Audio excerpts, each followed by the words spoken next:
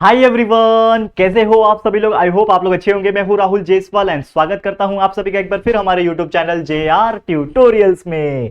तो दोस्तों, जैसा कि आप जानते हो कि बहुत बेहतरीन तरीके से हमारा 11th स्टैंडर्ड का जितने भी सब्जेक्ट्स है, physics, chemistry, maths and biology, बहुत बेहतरीन तरीके से चल रहा है। और फिजिक्स में लगभग 3 चैप्टर्स स्टार्ट हो गए, 3 चैप्टर कंप्लीट भी होने वाले। मैथ्स 1 का 2nd चैप्टर चल रहा है, मैथ्स 2 का 1 चैप्टर कंप्लीट हो चुका है, फिजिक्स जैसा मैंने बोला 3 चैप्टर हो चुका है, बायोलॉजी का 3 चैप्टर कंप्लीट हो चुका है, और केमिस्ट्री का जो फर्स्ट चैप्टर है वो भी आज और एक और लेक्चर यानी कि 1 से 2 लेक्चर में पूरा ये चैप्टर कंप्लीट होने वाला है। तो आप लोगों को कोई टेंशन लेने की जरूरत नहीं। सेमेस्टर एग्जाम आई नो बहुत ज्यादा नजदीक आ चुके हैं, लेकिन जितना भी कंटेंट है दोस्तों, बहुत अच्छी तरीके से प्रिपरेशन करते रहना और अच्छे से अच्छे मार्क्स आपके सेमेस्टर एग्जाम में, जो हाफ ईयरली एग्जाम होगा आपका दिवाली के जस्ट पहले, उसमें अच्छे से स्कोर करके अच्छे मार्क्स लेके आना। ठीक है, तो आपके लिए मेहनत किया जा रहा है कंटिन्यूअसली। आने वाले समय में और ज्यादा कंसिस्टेंसी के साथ वीडियो आएंगे। रोज वीडियोस तो आ ही रहे आपके लिए, लेकिन आने वाले समय में रोज 2-2 वीडियोस भी आएंगे। लेकिन आप लोग को बस हमें सपोर्ट करना है यार, क्योंकि यार मुझे ऐसा लग रहा है कि जितना हम मेहनत कर रहे हैं उतना आप लोग हमारे लिए मेहनत नहीं कर रहे। तो यार आप लोग से एक ही रिक्वेस्ट है कि जितना हो सके हमारे जो वीडियोस है दोस्तों, अपने सभी जो साइंस स्ट्रीम के जो स्टूडेंट्स है, फिजिक्स, केमिस्ट्री, मैथ्स, बायोलॉजी, जो पढ़ना चाहते हैं free of cost quality education, तो उन तक ये वीडियो को प्लीज शेयर करें, ताकि हर बच्चे को यहाँ पे अच्छे से नॉलेज मिल सके और वो अपने एग्जाम में भी अच्छे से अच्छे मार्क्स लेकर आ पाए। ठीक है, तो प्लीज शेयर कर देना। चलिए शुरुआत करते हैं आज के इस वीडियो की। तो लेक्चर नंबर 5 लेकर आया हूं, some basic concept of chemistry, जो पहला चैप्टर है आपके 11th स्टैंडर्ड के साइंस स्ट्रीम का केमिस्ट्री सब्जेक्ट का।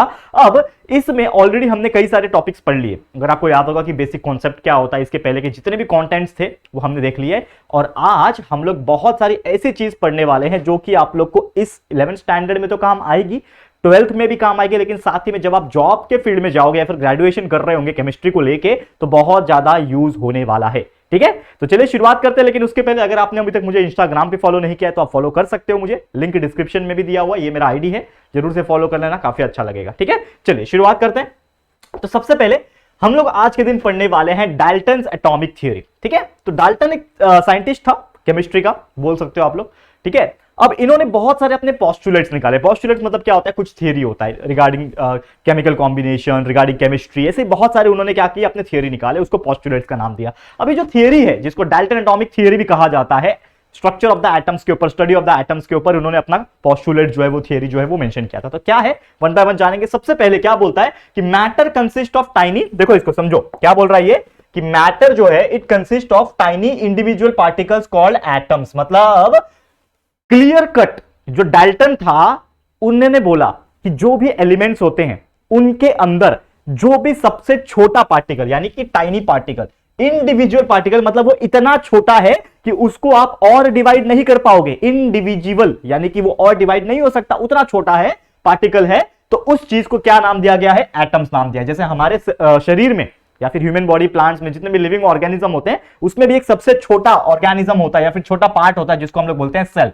ठीक है, हमारा बॉडी पूरा किससे बना हुआ है, सेल से बना है। तो अगर आप बायोलॉजी पढ़ रहे हो तो आपको अगर बोला जाएगा कि सबसे छोटा हिस्सा क्या है, तो आप बोलोगे सेल। लेकिन आप केमिस्ट्री जब पढ़ रहे हो, फिजिक्स जब पढ़ रहे हो, तो आपको पूछा जाएगा कि what is the smallest individual structure, then आप क्या बोलोगे कि वो है एटम। क्या है, कोई भी एलिमेंट का सबसे छोटे मतलब स्मॉलेस्ट हिस्सा, that is nothing but the atom. अब यहां पे जितने भी एटम्स होते हैं, ठीक है ना, जो भी एलिमेंट्स के कुछ ना कुछ उसके क्या होते हैं, आइडेंटिकल प्रॉपर्टी होते हैं, जैसे कि मास। ठीक है, जो मास होता है, जो वजन होता है, वो एलिमेंट्स के क्या होते हैं, कुछ ना कुछ सिमिलैरिटी वाले प्रॉपर्टीज होते हैं। जैसे कुछ एलिमेंट अलग है, कुछ एलिमेंट अलग है, तो उसके जो एटम होंगे उनके मास जो है लगभग सिमिलैरिटी पैटर्न में दिखाते हैं। और ये जो एटम्स होते हैं ना, किसी एटम्स का डिफरेंट भी होता है। मतलब इन शॉर्ट आपको बहुत सारी चीजें आपको देखने मिल जाएगी, कुछ आइडेंटिकल प्रॉपर्टीज दिखाते हैं, जैसे कि मास हो गया, और डिफरेंट एलिमेंट्स जो होता है वो अलग अलग मास से बिलोंग करता है, यानी कि जितने अलग अलग एलिमेंट्स उनके मास भी क्या होता है, अलग अलग होते हैं। ठीक है, तीसरा उन्होंने स्टेटमेंट क्या बोला कि कंपाउंड जो बनता है, जैसे हम एक चीज समझ सकते हैं, हमने पढ़ाया भी था आपको स्टार्टिंग के इस चैप्टर में, तीसरा या फिर 2nd लेक्चर में, कि जो कंपाउंड होते हैं कैसे बनता है, व्हेन 2 और more elements combine in the proper manner, एक फिक्स प्रोपोर्शन में जब कंबाइन होते हैं 2 या फिर 2 से ज्यादा एलिमेंट, तो जो चीज बनता है उसको कंपाउंड बोलते हैं। तो ये जो कंपाउंड होते हैं, ठीक है ना, जब एटम्स डिफरेंट डिफरेंट एलिमेंट्स के कंबाइन होते हैं, जैसे मैंने बोला फिक्स रेशियो में, तो क्या बनता है, एक कंपाउंड बनता है। तो ये जो चीजें है ना, ये हमें डेफिनेशन में तो पता है, लेकिन एक्चुअल में ये जो चीजें हैं ये किसने कही थी, डाल्टन ने ही कही थी। इसके लिए इसको डाल्टनोमिक थ्योरी में पूछा जाता है। और मैं आपको बता दूं, ये जनरली 2 मार्क्स के लिए एग्जाम में पक्का पूछता है।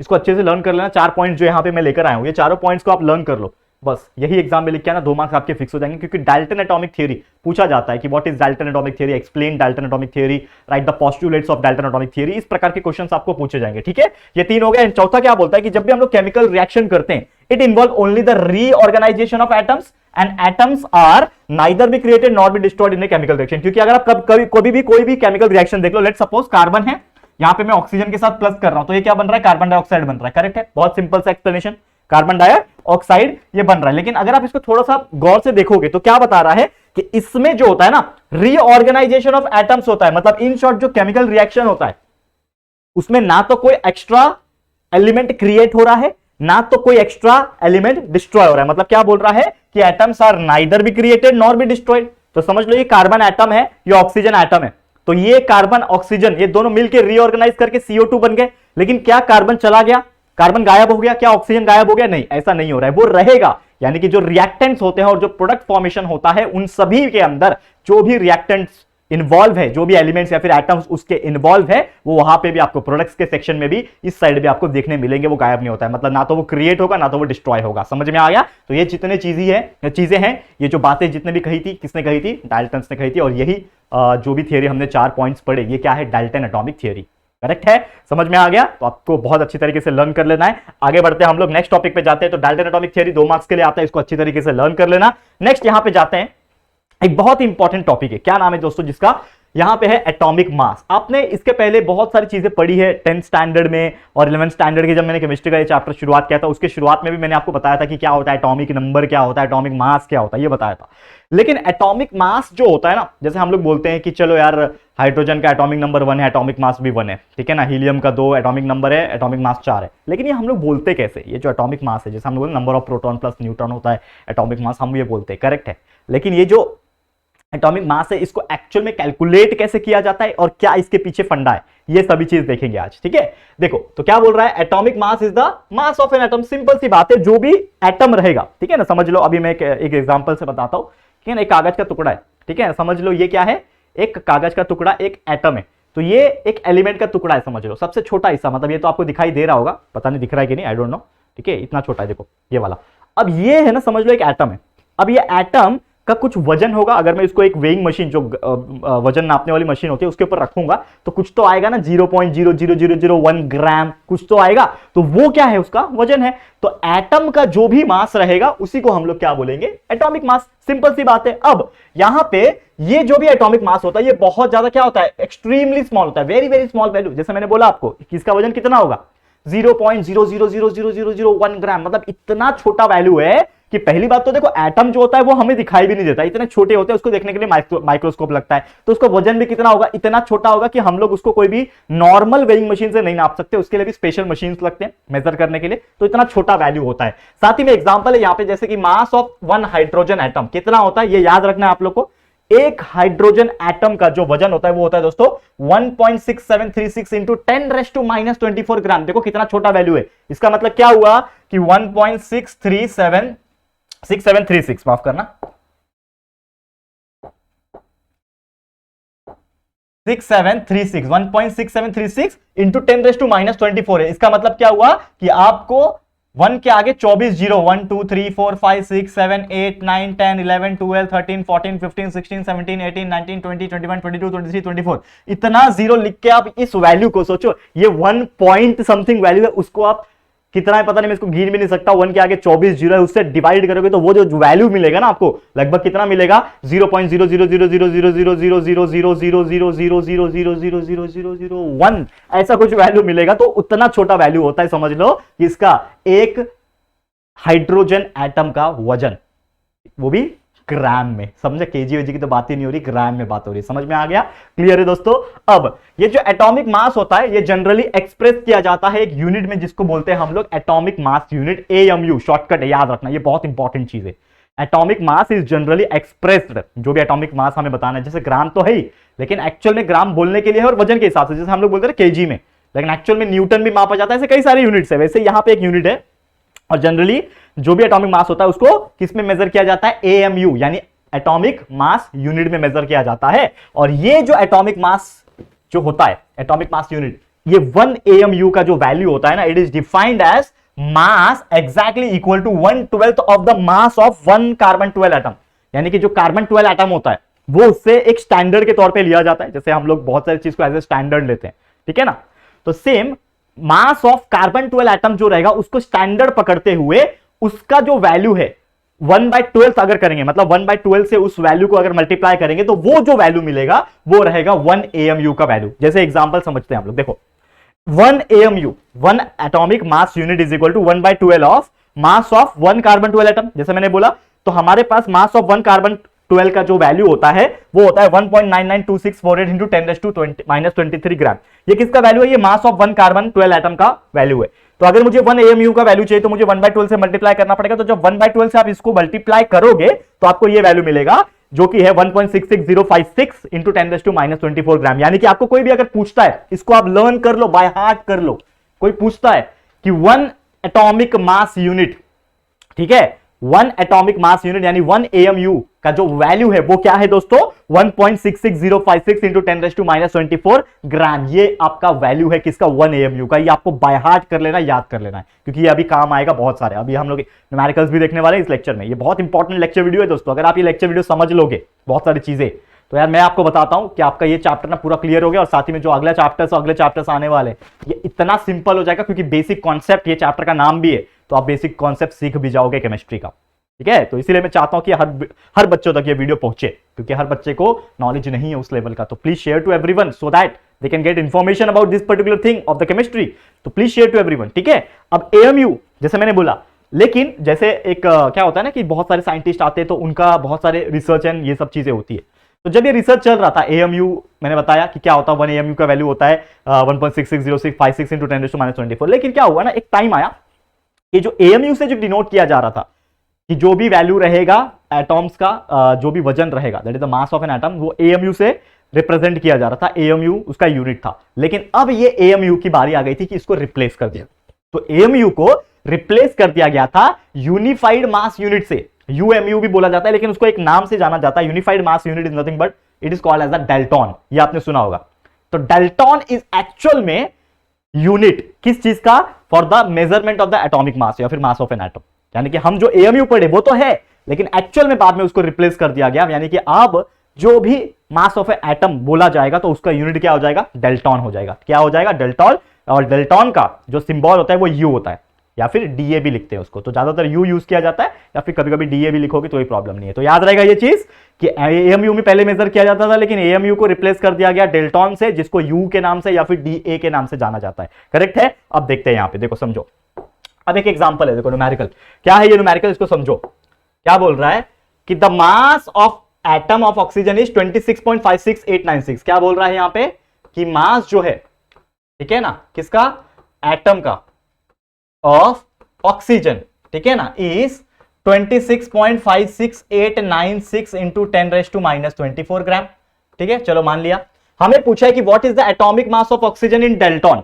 डेल्टॉन का एटॉमिक मास कितना होता है वो हमें बताना है। तो एक चीज हम जानते हैं यहां पे कि जो 1 AMU का जो वैल्यू होता है, जिसको रिप्लेस कर दिया गया था डेल्टॉन के नाम से, लेकिन इसका वैल्यू क्या है कि 1.66056 इंटू 10⁻⁻24।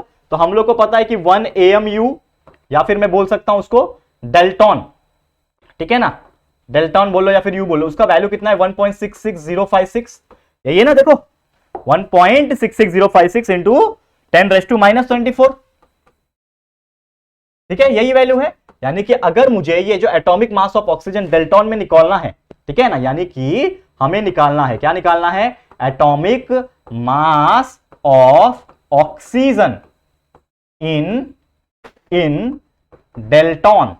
अगर मुझे निकालना है तो मुझे क्या करना पड़ेगा कि जो ऑक्सीजन का मास हमें जो दिया हुआ है, कितना दिया हुआ है, कितना दिया हुआ है, that is atomic, sorry direct मैं वैल्यू लिखता हूं, डायरेक्ट वैल्यू लिखता हूं मैं। क्या दिया हुआ है? कितना दिया हुआ है? 26.56896 इंटू 10⁻⁻24। ये दिया हुआ है ग्राम में। करेक्ट है। इसको अगर मैं डेल्टॉन में कन्वर्ट करना चाहूं तो मेरा जो ओरिजिनल वैल्यू जो ग्राम में दिया है उसको मैं 1 AMU यानी 1 डेल्टॉन की वैल्यू से डिवाइड कर दूंगा, आ जाएगा मेरा जो भी आंसर रहेगा वो डेल्टॉन में। यानी कि divide by this value 1.66056 into 10⁻⁻24 gram.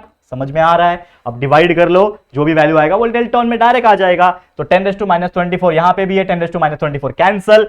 26.56896 divide by 1.66056 से डिवाइड कर लो। हमारे पास कैलकुलेटर है तो हम उससे करेंगे, लेकिन आप लोग अपने किससे करोगे, नोटबुक में या फिर लॉग टेबल। हाँ, एक और चीज, अगर आपको लॉग टेबल यूज करना आता है तो बहुत अच्छी बात है, लेकिन अगर आपको प्रॉब्लम है लॉग टेबल यूज करने के लिए तो हम हमारे जो संजीव सर है, जो एक्सपर्ट है फिजिक्स के चीजों में, तो हम उनको क्या करेंगे, वैसे मैं भी बना सकता हूं लेकिन संजीव सर ज्यादा बेटर बता पाएंगे, तो संजीव सर को मैं बोलूंगा आप लोग के लिए वो लॉग टेबल का जो भी कैलकुलेशन का पार्ट है वो आपको बता देंगे। तो प्लीज मुझे कमेंट करके बताना अगर आपको लॉग टेबल कैसे यूज करना है, जो बेसिक कैलकुलेशन होता है मल्टीप्लिकेशन, डिवीजन या फिर एडिशन, खासकर ऐसे बड़े बड़े पॉइंट्स का, डेसिमल्स का। तो अगर आपको चाहिए तो कमेंट बॉक्स में कमेंट करके बताओ फटाफट से कि आप लोग को लॉग टेबल सीखना है कि नहीं। तो अगर आप बहुत सारे कमेंट रहेंगे तो आई विल मेक श्योर कि संजीव सर आपके लिए एक वीडियो बना दे, ठीक है।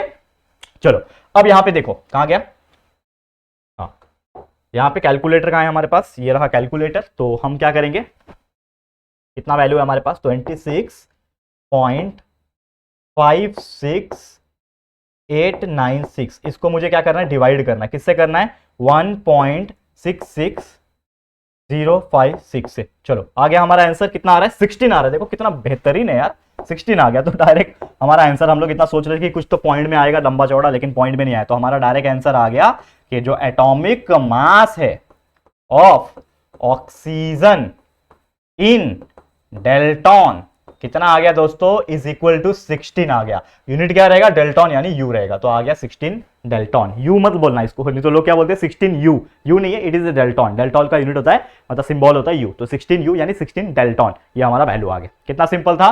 तो हमें जो क्वेश्चन पूछा था atomic mass of oxygen in dalton, आ गया 16 डेल्टॉन। कितना सिंपल है, और 16 होता भी है ना, आप जानते हो एटॉमिक नंबर 8 होता है, एटॉमिक मास 16 होता है, ये आप जानते हो। करेक्ट है, आ गया आंसर करेक्ट, ठीक है। चलो नेक्स्ट टॉपिक पे जाते हैं, जो कि है एवरेज एटॉमिक मास। आपने अभी अभी एटॉमिक मास सीखा, एटॉमिक मास समझ में आ गया। अब एवरेज एटॉमिक मास क्या होता है, इसको भी सीखो। देखो एवरेज का मतलब आप सब जानते हैं, जैसे हमने बचपन में पढ़ा कि अगर आपके पास 5 सब्जेक्ट है, 5 सब्जेक्ट के मार्क्स का एवरेज निकालना है तो सबको प्लस करके डिवाइड बाय जितने भी सब्जेक्ट्स रहेंगे। समझ लो 5 सब्जेक्ट है तो समझ लो जितने भी मार्क्स मिले आपको, 40 मिले, 50 मिले, तो 40 plus 50 plus 50 plus 50 plus 50 divide by 5, ऐसा आप कर लोगे तो जो वैल्यू मिलेगा वो आपका एवरेज मार्क्स होता है। सेम इसी प्रकार एटॉमिक मास का एवरेज वैसे ही निकाला जाता है। जैसे कि बहुत सारे एलिमेंट्स हम जानते हैं आज के डेट में, अगर आप देखोगे there are so many elements, ठीक है, बहुत सारे एलिमेंट्स होते हैं जिनके पास मोर देन 1 आइसोटोप्स होते हैं। जैसे कार्बन हो गया, हाइड्रोजन हो गया, ठीक है ना। कार्बन के पास तो 3 होता है, जैसे मैं लिख के भी लाया हूं यहाँ पे, isotope of carbon 12 carbon, 13 carbon, 14 carbon, ये आप जानते होंगे। हाइड्रोजन के भी होते हैं आइसोटोप्स। तो पहली बात तो आइसोटोप जिनको नहीं पता उनको मैं बता दूं, आइसोटोप्स का मतलब क्या होता है, दैट इज एलिमेंट्स के वो isotopes, that is the same atomic number but different mass number. मतलब एटॉमिक नंबर उनका सब सेम है। जैसे कार्बन है तो कार्बन का एटॉमिक नंबर 6 होता है, तो 6 6 6, जैसे यहाँ पे आप देख पा रहे हो, ठीक है ना। यहाँ पे 12C, 13C, 14C दिख रहा है। एक्चुअल में जो कार्बन का जो एटॉमिक नंबर है वो 6 है, वो तो रहेगा ही, लेकिन यहाँ पे क्या चेंज हो रहा है, 12, 13 एंड 14, यानी ये इसके क्या है, एटॉमिक मास है। तो सेम एटॉमिक नंबर तो है बट इसके मास नंबर अलग है। इसके लिए ये तीनों के तीनों कार्बन क्या है, एलिमेंट ही है, कार्बन एलिमेंट ही है, लेकिन ये तीनों के तीनों आइसोटोप्स है, ठीक है। तो यहां पे क्या होता है कि बहुत सारे एलिमेंट्स होते हैं जिनके अलग अलग आइसोटोप्स होते हैं, ठीक है। तो ये जो एटॉमिक मास होता है ना, ऐसे एलिमेंट का, इसको कैसे कैलकुलेट जाता है, ऐसा एलिमेंट जिनके अंदर ऑलरेडी आइसोटोप्स है, तो उसका मैं कैसे निकालूंगा मास। अगर मुझे मास निकालना है तो उसका कैसे निकालूंगा कि जो भी वेटेड एवरेज आएगा एटॉमिक मास का उसके आइसोटोप्स का, वो हमारा क्या रहेगा, एवरेज एटॉमिक मास रहेगा। क्योंकि यहां पे भी 3 चीज है ना, तो एवरेज एटॉमिक मास अगर मुझे कैलकुलेट करना है, समझ लो, if I want to calculate the average atomic mass, यहां पे मेरे पास एग्जांपल के तौर पे क्या है, कार्बन, ये मेरे लिए क्या है, कार्बन एटम है। अब कार्बन के लिए मेरे पास 3 चीज है, ठीक है ना। क्या क्या 3 चीज है, कार्बन का मेरे पास 12C है, मतलब 12 एटॉमिक नंबर है, मास है, 13 है, 14 है। तो यहाँ पे आइसोटोप्स के अलग अलग चीजें, तो मुझे अगर एवरेज निकालना है तो the average atomic mass of carbon it is given by, ये यहां पे दिया हुआ है, इसका मास कितना दिया है, 12। और हमेशा हम जानते हैं कि जो एटॉमिक मास होता है उसको डेल्टॉन में डिनोट किया जाता है, मतलब 12U, U का मतलब डेल्टॉन, तो 12U। अब यहां पे आप देखोगे तो एटॉमिक मास यहां पे दिया हुआ है 12, ठीक है ना, यहां पे 12 दिया हुआ है एग्जैक्टली। यहां पे भी आप देखोगे 13 यहां पे लिखा है, लेकिन ये एक्चुअली पॉइंट में 13.000355 है, और यहां पे 14 है तो 14.00317 है एक्चुअल में वैल्यू। लेकिन इसका एक रिलेटिव एबेंडेंस भी आता है परसेंटेज के हिसाब से, तो ये दिया 98.892, ये इसका एक रिलेटिव एबेंडेंस है। लेकिन हमें एक चीज पता है, कोई भी चीज परसेंटेज में होता है तो उसको डिवाइड बाय 100 करना होता है। तो ये 12 atomic mass multiply by this value, जो कि आएगा 98.892, लेकिन ये परसेंटेज में तो डिवाइड बाय 100 करना पड़ेगा। तो यानी कि this value multiply by this value plus this value multiply by this value and this value multiply by this value, ये तीनों को प्लस कर लो, एवरेज आ जाएगा हमारा, that is the average atomic मास। तो हमने वही किया कि 12 मल्टीप्लाई बाय 98.892 बाय 100, ये पहला हो गया। फिर इसको प्लस करूंगा इससे, तो 13.005 Dalton multiply by 1.08 divide by 100, ये वाला वैल्यू, फिर प्लस तीसरा value that is 14.00317 Dalton multiply by 2 into 10⁻10 divide by 100। तो ये सबको अगर आप प्लस कर लेते हो तो मैंने सीधा सीधा आपको आंसर निकाल के रखा हुआ है, तो आपका आएगा 12.01 डेल्टन। तो हम लोग क्लियर कट क्या बोलते हैं कि जो मेरा एटॉमिक मास है, ठीक है, जो मेरा एटॉमिक मास है किसका दोस्तों, कार्बन का निकाल रहे हैं, तो ये 12.01 और 01 इज नेग्लिजिबल, तो हम लोग एक्चुअल में कंसीडर करते हैं इसका वैल्यू 12 डेल्टन। यानी कि अगर आपको कोई पूछेगा कि what is the atomic mass of carbon, तो आप क्या बोलोगे 12 डेल्टन। कैसे आया, इस तरीके से कैलकुलेट किया, that is nothing but the average atomic mass. It is not exactly atomic mass, we can say this is the average atomic mass 12.01 dalton, और वी कैन से 12 डेल्टन। समझ में आ गया, और यही कंसीडर भी किया जाता है 12 डेल्टन। समझ में आ गया, तो ये था आपका एवरेज एटॉमिक मास। ओके, ये हो गया। अब देखो अगला जो टॉपिक है वो भी ऐसे ही टॉपिक है और भी बेहतरीन टॉपिक है। देखो एटॉमिक मास पढ़ लिया, एवरेज एटॉमिक मास पढ़ लिया, अब एक और मास है जिसका नाम है दोस्तों मॉलिक्यूलर मास। ये तो आपने पहले से सुना होगा, बहुत इजी भी होता है मॉलिक्यूलर मास कैलकुलेट करना, सेम। तो बट कुछ पोस्टुलेट है, कुछ थियरी है, उसको पढ़ लेते हैं। तो मॉलिक्यूलर मास की अगर मैं बात करूं, molecular mass of substance is the sum of average atomic mass of the atom. जितने भी एटम्स उसके अंदर है, जो भी मॉलिक्यूल आपको दिया हुआ है, उसके जितने भी उसके अंदर एटम्स है, उसका एवरेज एटॉमिक मास निकाला जाए और प्लस कर दिया जाए, तो आपका क्या आ जाएगा, मॉलिक्यूल का आ जाएगा। जैसे कार्बन डाइऑक्साइड है ना, समझ लो CO2, तो कार्बन का एवरेज एटॉमिक मास, ऑक्सीजन का एवरेज एटॉमिक मास, इन दोनों को मैं क्या कर दूंगा, प्लस कर दूंगा, तो आ जाएगा मेरा टोटल मॉलिक्यूलर मास। समझ में आ रहा है, वही करना है, अभी मैं आपको न्यूमेरिकल करके बताऊंगा। ठीक है, तो जैसे मैंने बोला एवरेज एटॉमिक मास को सम कर दिया जाए एटम का, एलिमेंट का, जिसके अंदर मॉलिक्यूल प्रेजेंट है, वही होता है हमारा मॉलिक्यूलर मास। ठीक है, अब मॉलिक्यूलर मास जो सब्सटेंस का होता है is the mass of one molecule of that substance. मतलब जो भी सब्सटेंस का एक मॉलिक्यूल का जो मास रहेगा, that is nothing but the molecular mass, and वो रिलेटिव होता है mass of one carbon 12 atom से। मतलब इसको भी कैसे कंसीडर किया जाता है, कार्बन 12 के एटॉमिक मास से, जो कि ऑलरेडी हमने एटॉमिक मास के थियरी में पढ़ा है। स्टैंडर्ड क्या माना जाता है, कार्बन 12 का ही एटॉमिक मास माना जाता है। ठीक है, और it is obtained by multiplying average atomic mass of each element by the number of atomic mass and adding them together. मतलब हमको क्या करना पड़ेगा कि जो एवरेज एटॉमिक मास है उसको मल्टीप्लाई करना पड़ेगा हर एलिमेंट के नंबर ऑफ एटम्स के साथ। समझ लो, जैसे हमारे पास है C और O2, तो यहां पे ऑक्सीजन 2 है ना, ऑक्सीजन तो 2 है, तो 2 से मल्टीप्लाई करना पड़ेगा ना। वैसे यहां पे कोई भी चीज है, H2SO4 अगर आपको निकालना है, तो यहां पे 2 है, यहां पे 4 है, तो उस हिसाब से नंबर ऑफ जो भी आइटम्स प्रेजेंट है उससे भी उसको वैल्यू मल्टीप्लाई करना पड़ेगा। अब ये तो थियोरेटिकल चीज थी, अभी न्यूमेरिकल देखो तो ज्यादा समझ में आएगा अच्छी तरीके से। थियरी समझ में आ गया, इसको आपको बस लर्न करना है, अच्छे से याद करना है और एग्जाम में लिख के आना है कि अगर आपको कोई मॉलिक्यूलर मास पूछता है। अब इसको समझो अच्छे से। ये देखो यहाँ पे पूरा है कि the molecular mass of carbon dioxide हमें कैलकुलेट करना है। ठीक है, जैसे मैंने बोला कि हमारा कोई भी मॉलिक्यूलर मास को अगर कैलकुलेट करना होता है तो क्या होता है, जितने भी नंबर ऑफ एटम्स प्रेजेंट होते हैं उसको मल्टीप्लाई करना होता है एवरेज एटॉमिक मास के साथ उस चीज का। अब यहां पे 1 है, कार्बन डाइऑक्साइड मतलब CO2, तो कार्बन तो एक ही है ना, तो 1 मल्टीप्लाई बाय उसका average atomic mass of carbon, ये हो गया। उसको प्लस करेंगे, प्लस ऑक्सीजन कितना है, 2 है, इसके लिए यहां पे लिखा 2 multiply by average atomic mass of oxygen. समझा, यही दो चीज है।